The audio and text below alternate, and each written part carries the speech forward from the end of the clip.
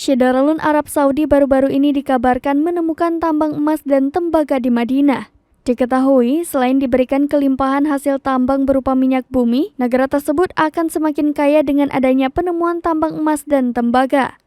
Penemuan tambang emas itu baru diumumkan pada Kamis 15 September 2022 lalu.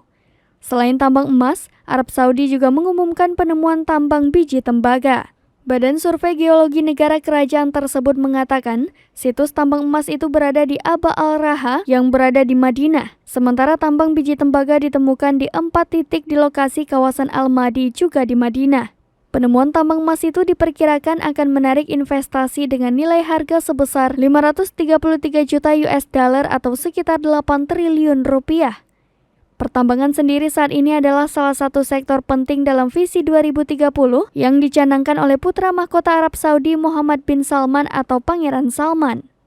Pada Juni lalu ketika putra mahkota Saudi itu mengumumkan prioritas nasional untuk sektor penelitian dan pengembangan, tambang menjadi fokus utamanya.